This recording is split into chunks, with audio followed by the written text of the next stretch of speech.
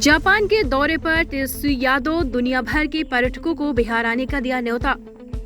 बिहार के उप मुख्यमंत्री जापान के दौरे पर हैं, जहां अपने दौरे के पहले दिन वो जापानी पर्यटकों को आकर्षित करने के लिए टोक्यो में आयोजित रोड शो में शामिल हुए। वहीं दूसरे दिन उन्होंने जाडा ट्रेवल शो में भाग लिया। बिहार के उप मुख्यमंत्री तेजस्वी प्रसाद यादव जापान के दौरे पर हैं। इसी क्रम में गुरुवार को उन्होंने टूरिज्म एक्सपो 2023 ओसाका जापान की आज आधिकारिक शुरुआत में बिहार सरकार के पर्यटन विभाग की पैवेलियन का उद्घाटन किया। इसके साथ ही उन्होंने अतुल्य भारत द्वारा आयोजित प्रेस कॉन्फ्रेंस को भी संबोधित किया।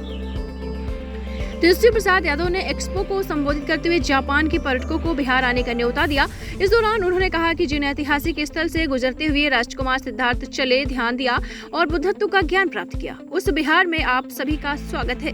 यहाँ की सभ्यता और संस्कृति की जड़ें गहरी हैं। यहाँ कई धर्मों की जन्मस्थली है। यहाँ पर्यटकों को इतिहास का खजाना मिलेगा।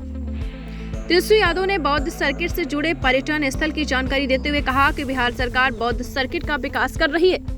उन्होंने कहा कि बौद्ध स्थल में से बोध गया उन सभी बौद्धों के लिए बहुत महत्व रखता है जो यूनेस्को विश्व धरोहर स्थल महाबोधि मंदिर का भ्रमण करते हैं। उसी सर्किट पर एक अन्य यूनेस्को विश्व धरोहर स्थल नालंदा विश्वविद्यालय के खंडहर को देखना आप सभी के लिए एक अविस्मरणीय अनुभव होगा।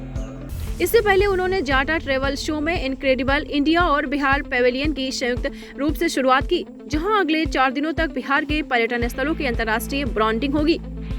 बिहार पैवेलियन के जरिए 4 दिनों तक बिहार के पर्यटन स्थल की ब्रांडिंग होगी। जापान के लोग बिहार के पर्यटन स्थल की जानकारी लेने के लिए बिहार पैवेलियन पहुंच रहे हैं। बिहार के पर्यटन सचिव अभय कुमार सिंह ने कहा कि बिहार सरकार ने राज्य में स्पिरिचुअल के साथ इको टूरिज्म स्थल को विकसित करने के लिए कई प्रयास किए हैं। तो आपको बता दें, उप मुख्यमंत्री तेजस्वी प्रसाद यादव इन दिनों जापान के दौरे पर हैं और वहां दुनिया भर के पर्यटकों को बिहार आने का वो न्योता दे रहे हैं, उनको इन्वाइट कर रहे हैं।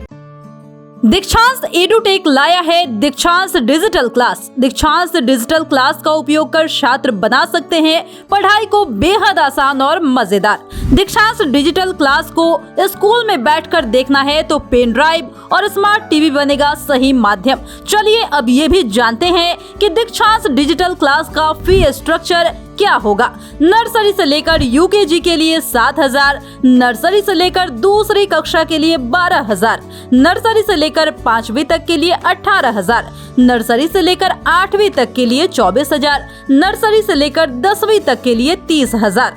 अगर आपको डेमो करना है तो उसके लिए आप दीक्षांत डिजिटल क्लास के यूट्यूब चैनल को विजिट कर सकते हैं। हमारे यूट्यूब चैनल को सब्सक्राइब और फेसबुक पेज को लाइक करना ना भूले। धन्यवाद।